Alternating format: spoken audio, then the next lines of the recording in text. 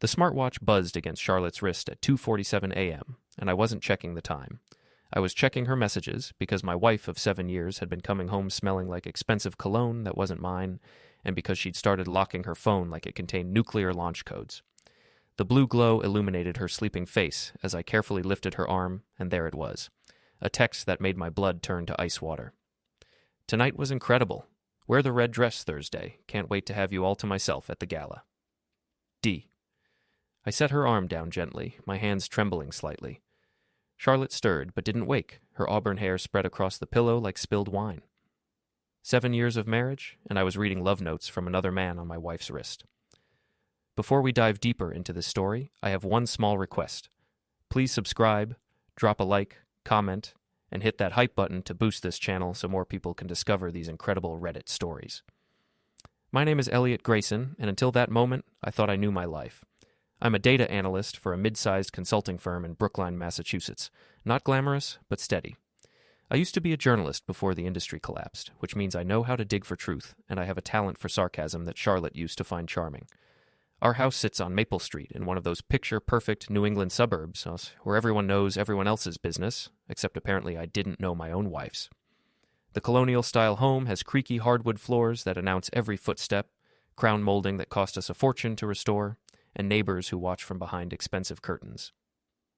Charlotte works in corporate PR for Wolf Technologies, a growing tech company downtown.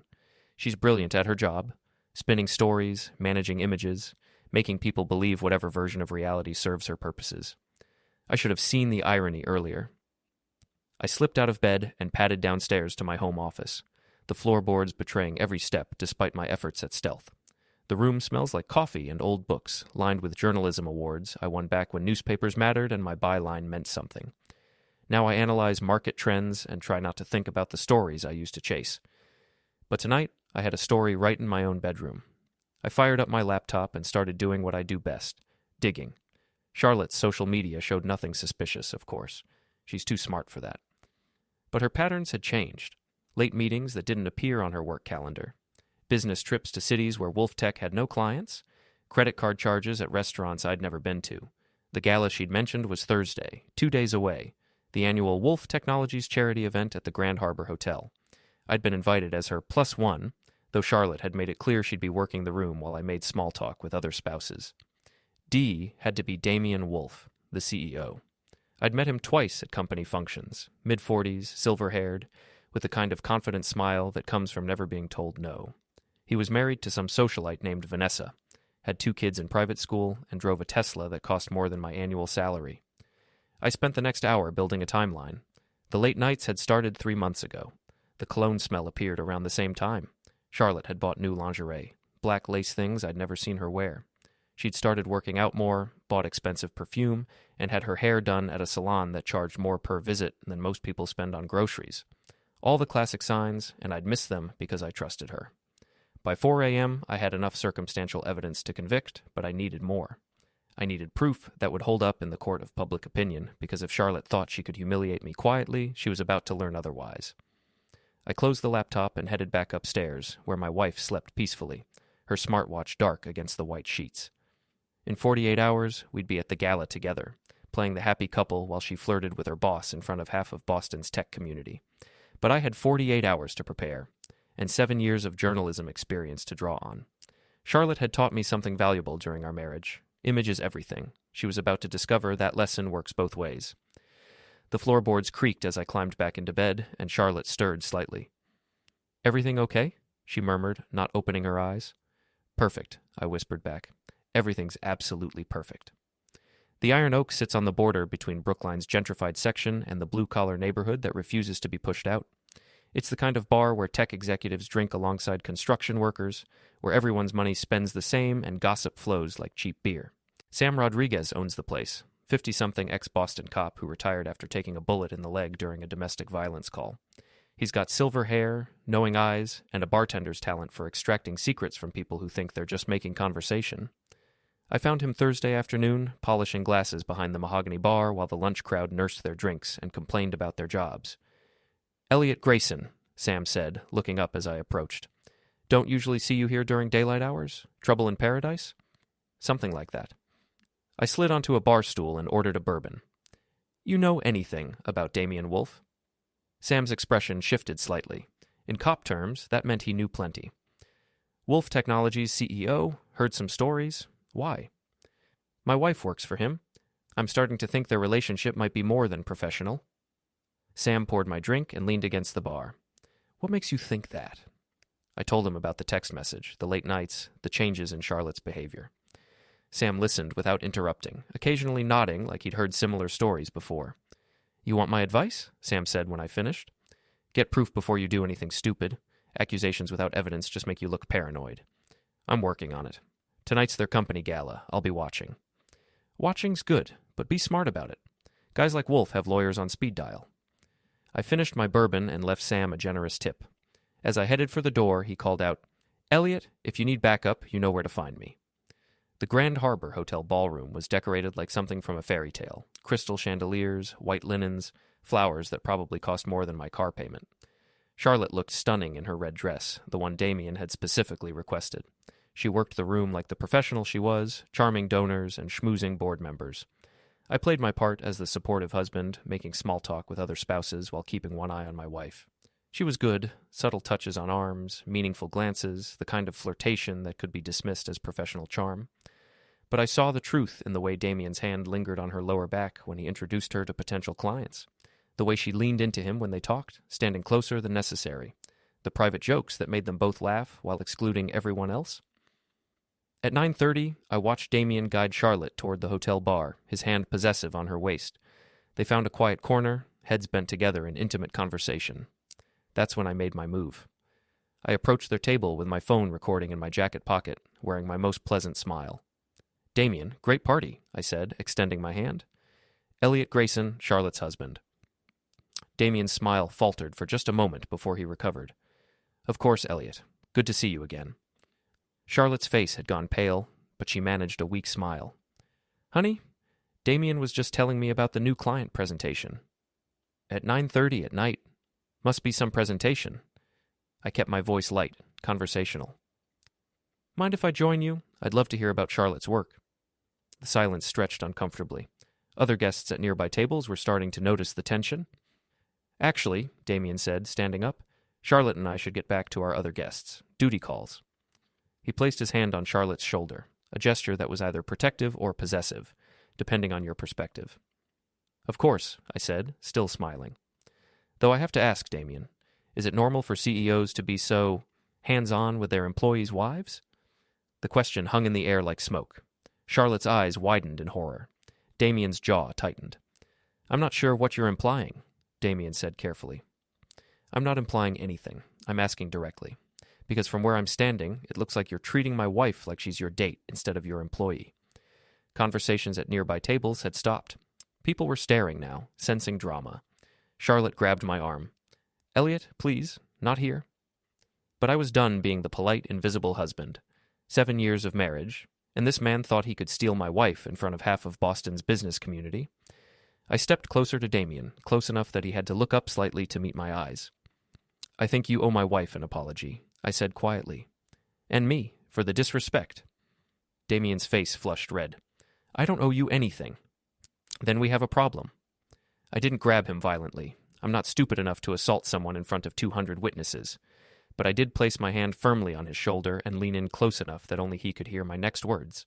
Stay away from my wife, or we'll finish this conversation somewhere more private. Security appeared within seconds. 2 large men in dark suits who'd been watching from across the room. The crowd had formed a loose circle around us, phones out, recording everything. Gentlemen, is there a problem here? The lead security guard asked. No problem, I said, releasing Damian's shoulder and stepping back. Just a misunderstanding between colleagues.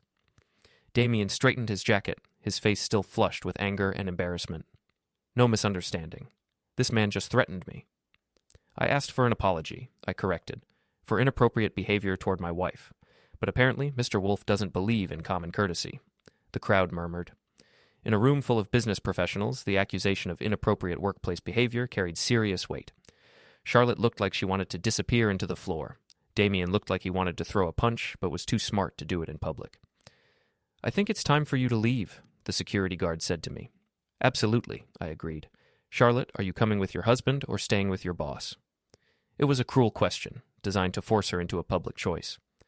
Charlotte's eyes filled with tears. I have to stay.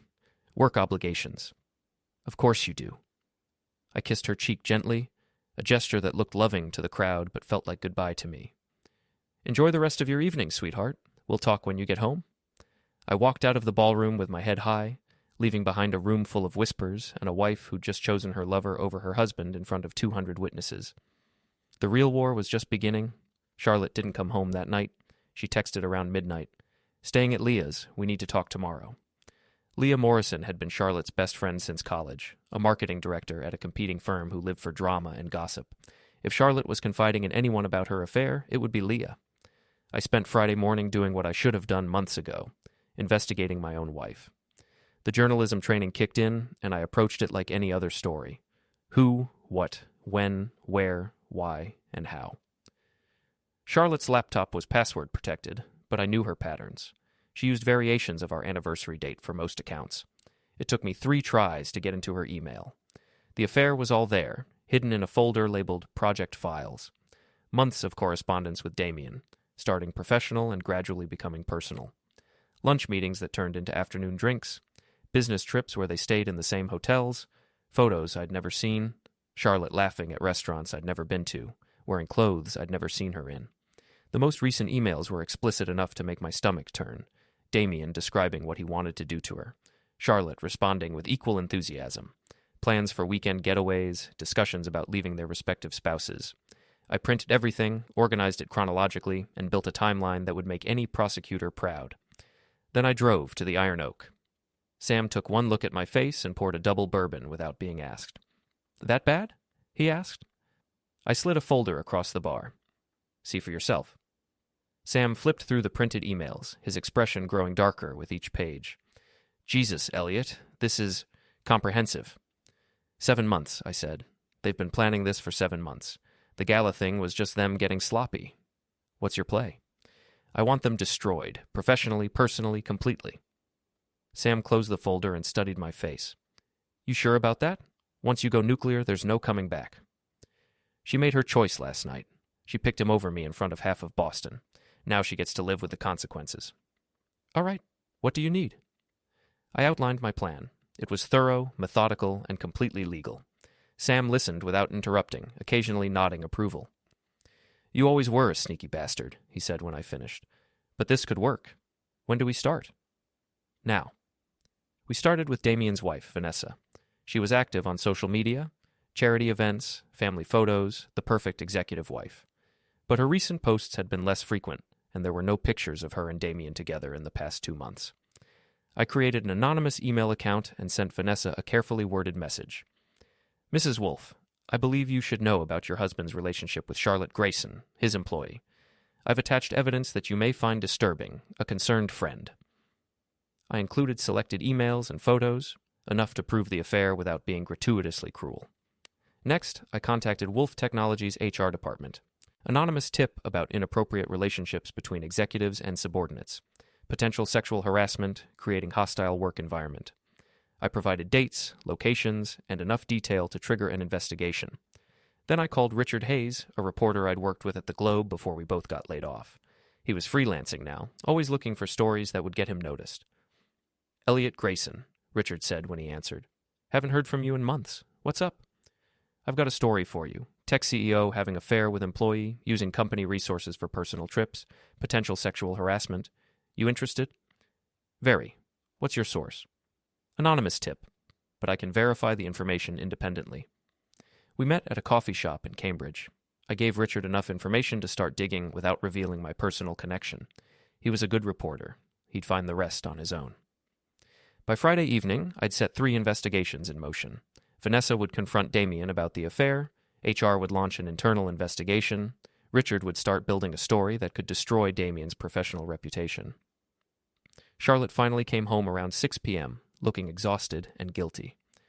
We need to talk, she said, setting her purse down in the hallway. Yes, we do.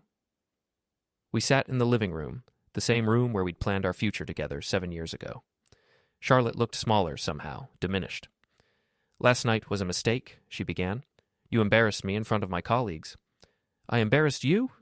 You were flirting with your boss in front of 200 people. It wasn't flirting, it was networking. I pulled out my phone and played a recording I'd made that morning. Charlotte's voice reading one of her more explicit emails to Damien. Her face went white. How did you... I'm a journalist, Charlotte, or I was. Investigating is what I do. You went through my private emails? Your private emails about your very public affair. She started crying then, real tears, not the manipulative kind she used when she wanted something. It just happened, Elliot. I didn't plan it. 7 months, Charlotte. You've been planning to leave me for 7 months. I was confused. He made me feel important, valued. And I didn't? She couldn't answer that. Here's what's going to happen, I said, my voice calm and steady. You're going to pack a bag and leave. Tonight. You can stay with Leah or Damien or whoever you want, but you're not staying here. This is my house, too. Actually, it's not. Check the deed. My name only, remember? We bought it before we got married, and you insisted we keep our finances separate. Charlotte's face crumpled as she realized the truth. In her quest for independence, she'd given up any claim to our home. I'll fight you on this, she said through her tears. With what lawyer? Your credit cards are maxed out from your shopping sprees, and your bank account has about $300 in it. I checked. I was being cruel, but I was past caring about her feelings. Pack a bag, Charlotte. Leave your key on the kitchen counter. We'll discuss divorce terms through lawyers. She stood up slowly, like an old woman. I never meant to hurt you, but you did it anyway. After she left, I sat in my empty house and waited for the phone to ring. It didn't take long. Vanessa Wolfe called me Saturday morning at 8:47 a.m. Mr. Grayson, this is Vanessa Wolfe. I believe we need to talk. Her voice was steady, controlled, but I could hear the steel underneath. This was a woman who'd built a life around her husband's success and wasn't about to let it crumble quietly. Mrs. Wolfe, I was wondering when I'd hear from you. You sent me those emails. It wasn't a question, so I didn't deny it. I thought you deserved to know. How long have you known? I suspected for months. Confirmed it Thursday night. At the Gala. Yes, I heard about that scene. Quite the performance. We met at a cafe in Newton, neutral territory for both of us. Vanessa was elegant in the way that old money teaches. Understated jewelry, perfect posture, clothes that whispered their expense rather than shouting it. But her eyes were hard as diamonds. I've known about the affair for 6 weeks, she said without preamble. I hired a private investigator. Then why didn't you? Because I wanted to control how this played out. Damien thinks he's clever, but he's actually quite predictable. Men having midlife crises usually are. She slid a manila envelope across the table. Your wife isn't his first affair. She's just the most serious one. The envelope contained photographs, financial records, and a timeline that made my investigation look amateur. Vanessa had been building a case for weeks, documenting everything with the thoroughness of someone who understood that divorce courts favor the prepared. What do you want from me? I asked. Cooperation. You've already started something with HR and that reporter friend of yours. I want to coordinate our efforts. Why? Because Damien needs to lose everything, not just his marriage. His reputation, his company, his standing in the community. Men like him don't learn from gentle lessons. I studied her face, looking for cracks in the composed facade. This is personal for you. He humiliated me. At charity events, business dinners, social gatherings. People have been whispering about his affairs for months, pitying me behind my back. I won't be the tragic wife who suffers in silence. We spent the next hour coordinating our attack. Vanessa would file for divorce Monday morning, seeking half of Damien's assets and full custody of their children. She'd also provide additional evidence to HR and cooperate with Richard's investigation. I would continue documenting Charlotte's involvement, providing evidence that she'd knowingly participated in the affair despite being aware of Damien's marriage. There's something else, Vanessa said as we prepared to leave. Your wife's friend Leah has been feeding information to other people at WolfTech. The affair isn't as secret as they think. What kind of information? Details about their relationship, where they meet, what they do together. Apparently Leah finds it all very romantic. That gave me an idea. Sunday afternoon, I drove to Leah's apartment in Back Bay. She lived in one of those converted brownstones that cost a fortune and had walls thin enough to hear your neighbors' conversations. Leah answered the door in yoga pants and an oversized sweater, looking surprised to see me. Elliot, what are you doing here? Looking for Charlotte. Is she here? She went out. Shopping, I think. Leah was a terrible liar. She kept glancing over her shoulder like Charlotte might appear at any moment. "Can I come in? I'd like to talk to you about something." Leah hesitated, then stepped aside. Her apartment was decorated in what I called Instagram chic. Lots of throw pillows, inspirational quotes on the walls, and candles that probably cost more than most people's groceries. "Leah, I know about the affair." Her face flushed red. "I don't know what you're talking about." "Charlotte and Damien. You've been helping them, covering for Charlotte, probably giving her advice about how to handle the situation." "That's not... I wouldn't..." I pulled out my phone and showed her a photo I'd taken at the Iron Oak the night before. Leah at the bar, talking animatedly to two women I recognized as Wolf Tech employees. "You were discussing Charlotte's love life with her coworkers. That's what friends do, right? Share gossip?" Leah's composure cracked completely. "It wasn't gossip. I was just... People were asking questions after the gala, and I thought... You thought you'd share intimate details about my wife's affair with her colleagues. It's not like that." "What's it like, then?" She collapsed onto her couch, suddenly looking much younger than her 32 years. "Charlotte was miserable, Elliot. You barely talked to her anymore. You were always working or reading or doing whatever. Damien made her feel alive again. So you encouraged her to have an affair instead of talking to me about our marriage problems. I encouraged her to be happy. By destroying our marriage and his." Leah started crying. The kind of messy, ugly crying that comes from genuine guilt. "I didn't think it would go this far. It was supposed to be just a fling, something to make her feel better about herself. Well, congratulations. It's definitely gone further than that." I left Leah sobbing on her couch and drove home, where I found Charlotte's car in the driveway and Charlotte herself sitting on the front steps. She looked terrible. No makeup, hair pulled back in a messy ponytail, wearing clothes that looked like she'd slept in them. "I need to get some things," she said without looking at me. "The locks have been changed. You can't keep me out of my own house." "It's not your house, Charlotte. We've been over this." She stood up slowly, swaying slightly. She'd been drinking. "I lost my job." That surprised me. "What?" "HR called this morning. I'm suspended pending investigation. Someone sent them anonymous tips about inappropriate relationships." I kept my expression neutral. "That's unfortunate." "It was you, wasn't it?" "I have no idea what you're talking about." "Don't lie to me, Elliot. You're destroying my life." "I'm not destroying anything, Charlotte. I'm just making sure people know the truth about what you've been doing." She started crying then, the same broken sobs I'd heard from Leah. "I made a mistake, okay? I'm sorry. Can't we work through this?" "You didn't make a mistake. You made a choice. Every day for 7 months you chose him over me. Now you get to live with the consequences." "What about our marriage? 7 years, Elliot. Doesn't that mean anything to you?" "It meant everything to me. Past tense." I unlocked the front door and led her inside to pack a bag. She moved through our house like a ghost, touching things that had once been ours and were now just mine. As she was leaving, she turned back one last time. "He's going to leave his wife for me." "No, Charlotte, he's not. You don't know him like I do. I know men like him better than you think, and I know you're about to find out exactly how much your relationship meant to him." She left without another word, and I watched her taillights disappear into the darkness. My phone rang 20 minutes later. It was Vanessa. "It's done," she said. "I served him with divorce papers an hour ago. He's staying at the Marriott downtown."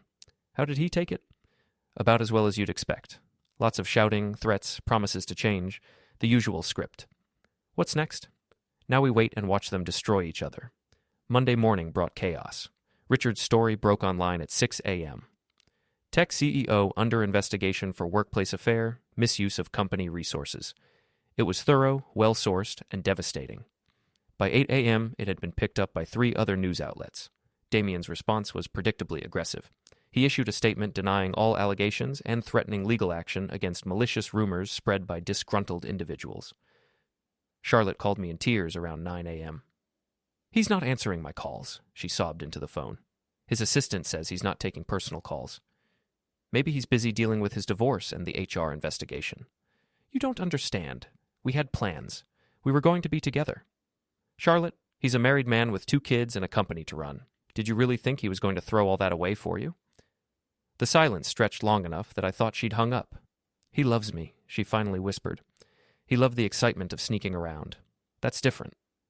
She hung up without saying goodbye. Tuesday, the Wolf Technologies board called an emergency meeting. Damien was placed on administrative leave pending the outcome of the HR investigation. The stock price dropped 12% in one day. Wednesday, I got a call from Sam at the Iron Oak. "You need to get down here, now." I found Damien at the end of the bar, 3 sheets to the wind and looking like he hadn't slept in days. His expensive suit was wrinkled, his silver hair disheveled, and his eyes were red-rimmed and wild. "There he is," Damien slurred when he saw me, "the man who destroyed my life." "I didn't destroy anything, Damien. I just made sure people knew what you were doing." "You sent those emails to my wife." "I sent them to a woman who deserved to know her husband was cheating on her." Damien stood up unsteadily, pointing an accusatory finger at me. "You ruined everything. My marriage, my company, my reputation. You did that yourself when you decided to sleep with your employee." "She came on to me. Charlotte threw herself at me." I felt my temper flare but kept my voice level. "That's not what your emails say." "Those emails were taken out of context." 7 months of context? Sam moved closer, ready to intervene if things got physical. The few other customers in the bar were watching nervously. "You want to know the truth?" Damien said, his voice getting louder. "Your wife is mediocre at best. Average looks, average intelligence, average in bed. I was doing you a favor." That's when I hit him. It wasn't planned or calculated. It was pure instinct. A right cross that caught him on the jaw and sent him sprawling across 2 bar stools. He hit the floor hard, blood streaming from his split lip. "Jesus, Elliot," Sam said, but he didn't sound particularly upset. Damien struggled to his feet, wiping blood from his mouth. "You assaulted me. I'm calling the police." "Go ahead," I said. "I'm sure they'd love to hear about how you've been harassing me and my wife." "I never harassed anyone." "Really? Because I've got witnesses who heard you threatening me and a recording of you making derogatory comments about my wife." I pulled out my phone and played back the last 30 seconds of our conversation. Damien's face went pale as he heard his own voice calling Charlotte average in bed. You can't record people without their consent. Actually, in Massachusetts, I can. One-party consent state. Look it up. Sam stepped between us. "All right, that's enough. Damien, you're cut off. Time to go." "This isn't over," Damien said, pointing at me again. "Yes, it is," I replied. "You're finished. Your wife is taking half your assets, the board is going to fire you, and your reputation is destroyed. Charlotte was just collateral damage." Damien stumbled toward the door, then turned back one last time. "She'll come crawling back to you, you know, when she realizes I'm not going to save her. I won't be there when she does." After he left, Sam poured me a bourbon and shook his head. That was stupid, but satisfying. Worth it. What happens now? Now I wait for Charlotte to realize she bet on the wrong horse. I didn't have to wait long. Thursday evening, Charlotte showed up at my door again. This time she looked defeated, shoulders slumped, eyes hollow, moving like someone who'd given up fighting. "Can I come in?" I stepped aside and let her into what used to be our home. "Damien won't see me," she said, collapsing onto the couch. "His lawyer sent me a cease and desist letter. I'm not allowed to contact him or go near his office." "What did you expect, Charlotte?" "I expected him to fight for us, for what we had." "What you had was an affair. Affairs end when they become inconvenient." She started crying again, but these weren't the manipulative tears from before. These were the tears of someone who'd finally understood the magnitude of their mistakes. "I lost everything, Elliot. My job, my reputation, my friends. Leah won't even talk to me anymore." That's what happens when you make choices without considering the consequences. "I know I hurt you. I know I don't deserve forgiveness, but I need help. I don't have anywhere else to go." I sat down across from her, studying the woman I'd married 7 years ago. She looked older now, worn down by the weight of her decisions. "What do you want from me, Charlotte?" "I want to come home. I want to fix this." "There's nothing to fix. We're getting divorced." "We could try counseling. We could work through this." "You had an affair for 7 months. You chose him over me in public. You plan to leave me for him. There's no working through that." "So that's it? 7 years of marriage, and you're just throwing it away?" I laughed, but there was no humor in it. "I'm throwing it away? Charlotte, you threw it away the first time you slept with him. I'm just cleaning up the mess." She sat there for a long time, crying quietly. Finally, she looked up at me with red-rimmed eyes. "What am I supposed to do now?" "I don't know, Charlotte. That's not my problem anymore. I have nowhere to go. No job, no money, no friends. You should have thought about that before you decided to blow up your life for a man who was never going to leave his wife. You're being cruel. I'm being honest. For the first time in months, I'm telling you the absolute truth instead of pretending everything is fine. She stood up slowly, like an old woman. I'll pack the rest of my things this weekend. I'll have everything boxed up and waiting in the garage. Leave your key when you're done. After she left, I poured myself a drink and sat in my quiet house. 7 years of marriage over. But for the first time in months, I felt like I could breathe again.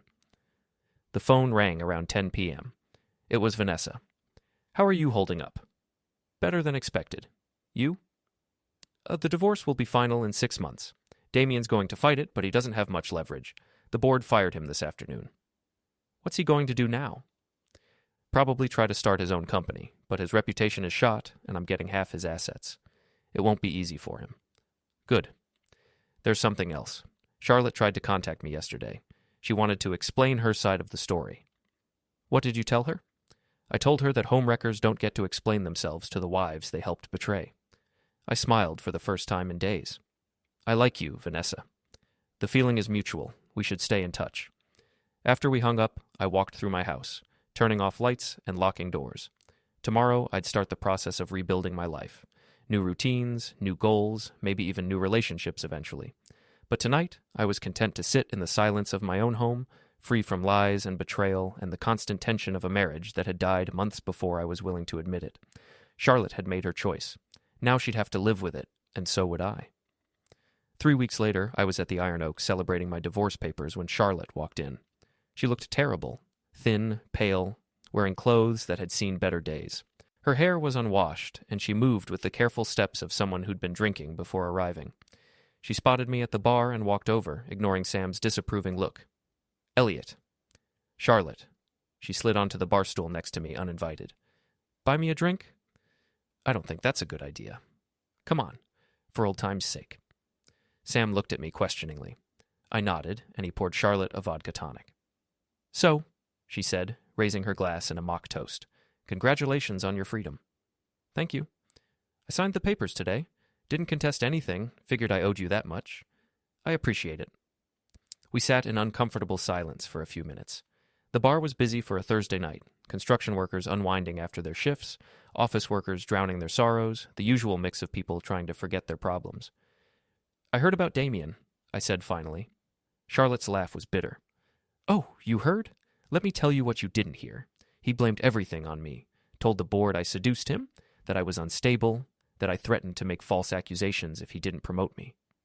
That's not what the emails say.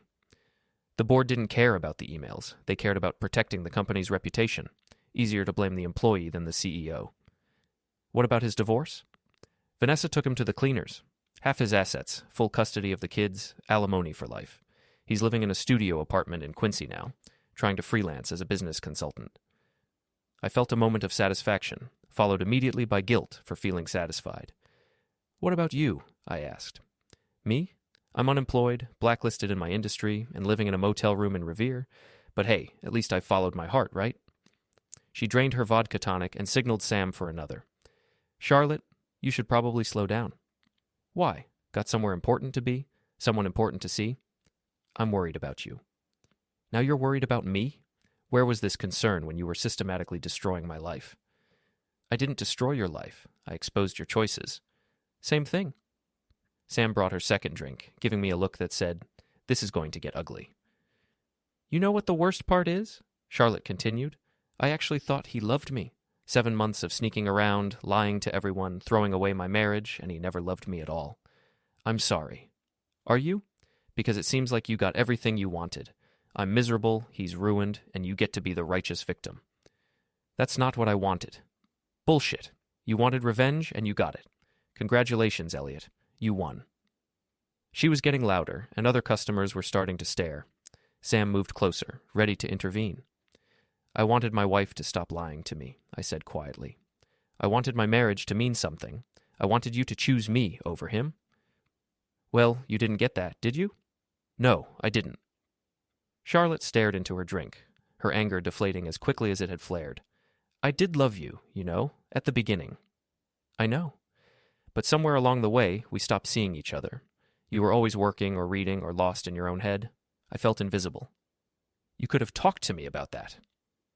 Would you have listened? The question hung between us like an accusation. Honestly, I wasn't sure I would have. I'd been so focused on my own disappointments, the failed journalism career, the boring job, the sense that life was passing me by, that I'd stopped paying attention to my wife's needs. Maybe not, I admitted. But that doesn't justify what you did. I know, I'm not trying to justify it. I'm just trying to explain it. She finished her second drink and stood up unsteadily. I should go. Charlotte, wait. She turned back, hope flickering in her eyes. You shouldn't drive. Let me call you a cab. The hope died. Right. Of course. I called an Uber and waited with her outside the bar. The October air was crisp, carrying the smell of fallen leaves and the promise of winter. What are you going to do now? I asked. I don't know. Maybe leave Boston, start over somewhere else. That might be good for you. Yeah, fresh start and all that. The Uber arrived and Charlotte climbed into the back seat. She rolled down the window and looked at me one last time. I really am sorry, Elliot, for all of it. I know. Do you think you'll ever forgive me? I considered the question seriously. Maybe. Someday, but not today. She nodded like she'd expected that answer. Goodbye, Elliot. Goodbye, Charlotte. I watched the car disappear into traffic, carrying my ex-wife out of my life for what I suspected would be the last time. Back inside the bar, Sam poured me another bourbon without being asked. You okay? Yeah, I think I am. She looked rough. She made her choices. Now she has to live with them. What about you? What are your choices now? I thought about that for a moment. For the first time in months, the future felt open, full of possibilities instead of obligations. I'm thinking about going back to journalism, maybe freelance at first, build up a portfolio again. That's good. You were always better at telling other people's stories than living your own. Thanks, I think. Sam laughed. You know what I mean. You've got a gift for finding the truth in complicated situations. Maybe it's time to use that gift for something positive instead of revenge. Maybe it is. I finished my drink and headed home to my quiet house, where I spent the evening updating my resume and researching freelance opportunities. For the first time since I'd found that text on Charlotte's smartwatch, I felt like I was moving forward instead of just reacting to someone else's betrayal. 6 months later, I was sitting in the same bar, celebrating my first major freelance assignment, a series of articles about corporate ethics for Boston Magazine. The irony wasn't lost on me. Sam poured me a celebratory bourbon and raised his own glass. To new beginnings? To new beginnings. As I drank, I thought about Charlotte, wherever she was, and hoped she'd found her own new beginning. I thought about Damien, probably still trying to rebuild his reputation and his bank account. Mostly, though, I thought about the future, my future, unencumbered by lies and betrayal and the weight of a marriage that had died long before either of us was willing to admit it. The story was over. The real life was just beginning.